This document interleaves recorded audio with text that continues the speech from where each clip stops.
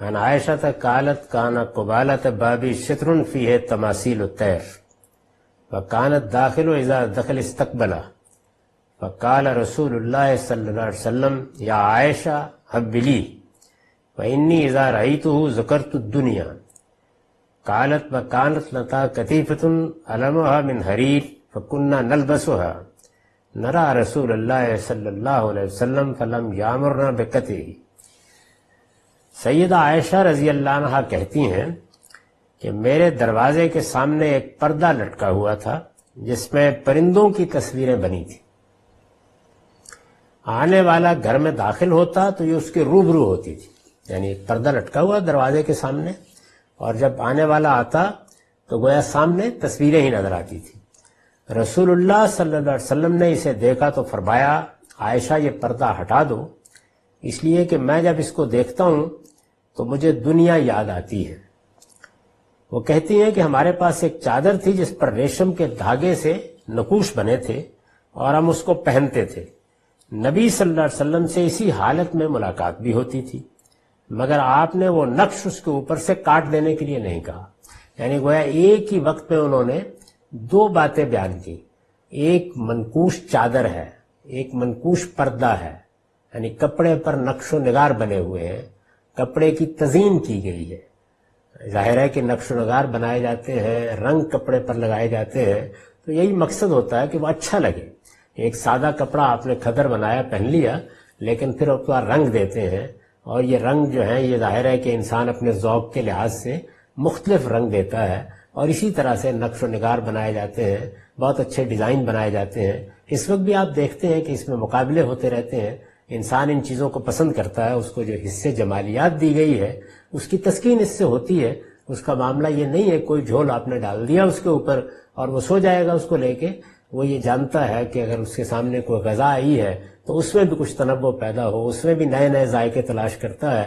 یہی معاملہ گھروں کے معاملے میں، شہروں کے معاملے میں تزئین انسان کی ایک ضرورت ہے، اور یہ اس کے جمالیاتی احساس سے پیدا ہوتی ہے۔ اب یہ ہے کہ کپڑا ہے یا ایک چادر ہے اور ریشم کے دھاگے سے نقوش بنے ہوئے ہیں اس کے اوپر، یا اور کچھ نقوش ہے اس نوعیت کے، تصویریں بنی ہوئی ہیں، سجایا بنایا گیا ہے۔ تو ایک جگہ پر رسالت میں آپ صلی اللہ علیہ وسلم نے اس کو دیکھا تو یہ فرمایا کہ اسے ہٹا دو، اس کو میں دیکھتا ہوں تو مجھے دنیا یاد آتی ہے۔ اور دوسری جگہ پر آپ نے اس کو قبول کیا، یعنی رسول اللہ صلی اللہ علیہ وسلم کے سامنے ایک چیز ایک جگہ پر آئی، وہی چیز دوسری جگہ پر آئی۔ یہ موقع و محل کی رعایت ہے۔ میں نے اس کی طرف توجہ دلائی تھی اور یہ کہا تھا کہ یہ جتنی بھی روایتیں ہیں جو میں آپ کے سامنے پیش کر رہا ہوں، یہ پورا باب جب ہمارے سامنے آتا ہے تو یہ معلوم ہوتا ہے کہ اس میں رسالت میں آپ صلی اللہ علیہ وسلم نے جس رویے کا اظہار کیا وہ زینتوں سے پرہیز یا زینتوں سے گریز کا رویہ ہے۔ زینتوں سے پرہیز اور زینتوں سے گریز، میں نے اس کا محل بتایا کہ چونکہ اللہ کی کتاب قرآن مجید میں ہم کو متنبع کر کے بتا دیا گیا ہے کہ زینتیں ہمارے دین میں اللہ کی پیدا کردہ ایک نعمت کے طور پر دیکھی جاتی ہے، اور یہ اللہ تعالیٰ فرماتے ہیں میں نے پیدا ہی اہل ایمان کے لیے کی ہے۔ ان کو حرام قرار دینے کے اوپر بڑی سخت تنبیہ کی ہے۔ تو ظاہر ہے کہ رسالت میں آپ صلی اللہ علیہ وسلم کے ہاں یہ گریز یا پرہیز، اس کا باعث کیا ہے؟ تو میں نے عرض کیا کہ اس کا باعث در حقیقت وہ حالات بنے ہیں، یعنی آپ پر ذمہ داری آ گئی ہے۔ آپ محض ایک داعی نہیں ہیں کہ آپ لوگوں کو خدا کا پیغام پہنچا رہے ہیں، آپ کی دعوت کو قبول کرنے والوں نے آپ کے ساتھ ہجرت کی ہے، ایک نظم حکومت بھی قائم ہو گیا، اس میں آخری ذمہ داری بھی آپ پر ہے۔ اور اب وہ لوگ ہیں کہ جو مہاجرین کی حیثیت سے کیمپ پہ پڑے ہوئے ہیں، ان کے لیے کوئی بندوبست بھی نہیں ہوا، تو آپ نے گویا ان کو اپنا کنبہ سمجھ لیا اور اس کے بعد خود اپنی زندگی کے بارے میں ایک فیصلہ کیا، اور وہ یہ کہ اب آپ زینت کی کسی چیز کو قریب نہیں آنے دیں گے۔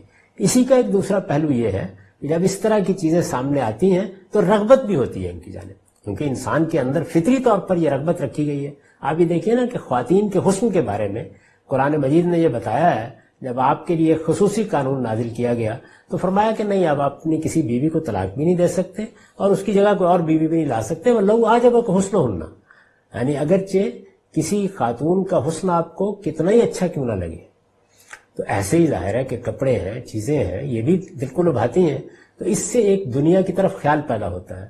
آپ چونکہ آخری درجے میں فیصلہ کر چکے ہیں کہ اب ان چیزوں کو قریب نہیں آنے دینا، کیونکہ ذمہ داریوں کی نوعیت بہت اور ہے، اور اس طرح گویا ایک اسوہ قائم کر رہے ہیں حکمرانوں کے لیے، ذمہ دار لوگوں کے لیے، کہ انہیں جب ان پر ذمہ داری پڑے تو کس کردار اور سیرت کو اپنانا چاہیے.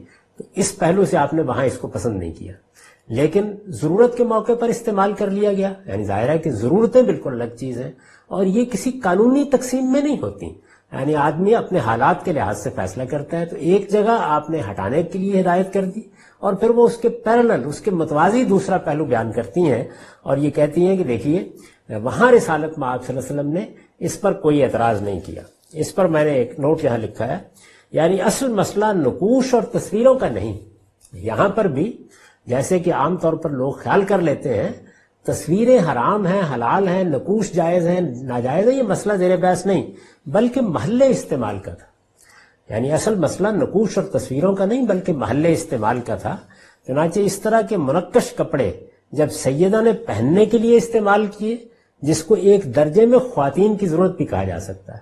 یعنی بہت سی چیزیں ہیں کہ جن سے آپ گریز کریں تو خواتین کے لیے کم سے کم وہ بڑی اہمیت رکھتی ہیں، اور وہ چیزیں وہ ہیں کہ جن میں وہ اپنے لیے کچھ آرائش کرتی ہیں، تزئین کرتی ہیں.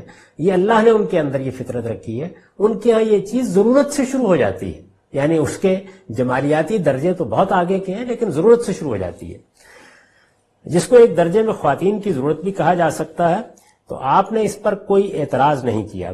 پھر یہ بات بھی واضح رہنی چاہیے کہ زینتوں سے پرہیز کا یہ معاملہ کوئی قانونی چیز نہیں تھی. یعنی ایسے نہیں ہے کہ رسالت میں آپ صلی اللہ علیہ وسلم نے اس معاملے میں یہ طے کر لیا تو اب اس کے بعد قانونی طریقے سے کوئی فقیہ بیٹھ کر یہ فیصلہ کرے گا کہ کہاں کرنا ہے کہاں نہیں کرنا. یعنی ایک آپ نے اپنے اوپر خود پابندی لگائی اور اس سے ایک رویہ وجود پہ آیا، اس کا فیصلہ بھی آپ ہی کرتے ہیں. چنانچہ اس میں کوئی معنی نہیں تھا کہ موقع و محل کے لحاظ سے آپ کسی چیز کو ہٹانے پر اصرار کریں اور کسی چیز کو گوارا کر لیں. یعنی اس طرح کی چیزوں میں ظاہر ہے یہی ہوتا ہے. پھر یہ کہ کسی چیز کو آپ دوسرے کے لیے گوارا کرتے ہیں، اپنے لیے نہیں پسند کرتے. آگے آئیں گی روایتیں جس میں ایسی کوئی چیز آپ نے اپنے گھر سے ہٹانے کے لیے کہا اور یہ نہیں کہا کہ اس کو اٹھا کے پھینک دو، کہا فلاں کے یہاں بھیج دو، فلاں کو دے دو. خود سیدنا عمر کے بارے میں آثار صحابہ میں بھی اس طرح کی روایتیں ہوں گی، تو اس سے معلوم ہو جائے گا کہ یہ صورتحال کس طرح اور کس طریقے سے رہی ہے.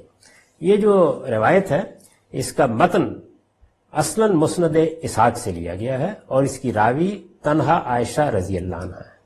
یعنی یہ متن جو جہاں سے لیا گیا ہے اس کے بارے میں نے آپ سے عرض کر دیا، اور اس سے پہلے بھی 2 روایتیں زیر بحث آ چکی ہیں. تو اس میں گویا یہ مزید تائید ہوتی ہے اس بات کی کہ مسئلہ، یعنی چونکہ ایک جگہ آپ اس کو گوارا کر رہے ہیں، دوسری جگہ گوارا نہیں کر رہے، ایک جگہ کوئی اعتراض نہیں ہے، دوسری جگہ تو اب دیکھنا پڑے گا نا کس پہلو سے ہے. تو میں نے یہ اصول کے طور پر بتانے کی کوشش کی، اور تمام روایات کے درس میں یا ان کو سمجھنے میں اس کو ملحوظ رکھیے کہ روایتیں اطلاقی ہوتی ہیں. یعنی کسی صورتحال کو سامنے رکھ کر کوئی کام کیا گیا ہوتا ہے، کوئی بات کہی گئی ہوتی ہے، اس کو راوی لوگ آگے بیان کر دیتے ہیں، یعنی اپنے شوق سے ذوق سے. یہ جو صحابہ کرام کی ایک بڑی جماعت اس معاملے میں احتیاط کرتی تھی آخری درجے میں، اس کی وجہ یہی تھی کہ موقع و محل کو بھی بیان کیجئے، پھر ایک پوری تقریر کیجئے، معلوم نہیں دوسرا اس کو کتنا عکس کرے گا، کتنی لوگوں تک پہنچے گی. تو ان ساری چیزوں کا لحاظ کر کے نہ صرف یہ کہ انہوں نے احتیاط کی، اب جو بیان ہو گئی ہیں تو ان کو ہم کو سمجھنا بھی اسی پہلو سے چاہیے. قرآن مجید سے پہلے وہ فریم طے کر لینا چاہیے جس کے اندر وہ مضمون آئے گا، اس کے بعد جو تخصیصات اس کے لازمی نتیجے کے طور پر پیدا ہو جائیں گی وہ بیان کرنی چاہیے، پھر سارے باب کو سامنے رکھ کے اس کو دیکھنا چاہیے. ورنہ ہوگا کیا؟ ہوگا یہ کہ پھر آپ حرمتوں کی ایک فہرست بنائیں گے اور زمانہ ان تمام حرمتوں کو اٹھا کے پھینک دے گا. تصویر کے معاملے میں اس وقت یہی ہو رہا ہے. یہ چونکہ ایک بڑا اہم باب ہے تو اس وجہ سے دیکھتے جائیے کہ اس میں کس طرح سے خود روایتوں کے اندر سے بھی بات واضح ہوتی چلی جائے گی. وآخر دعوانا الحمدللہ رب العالمین.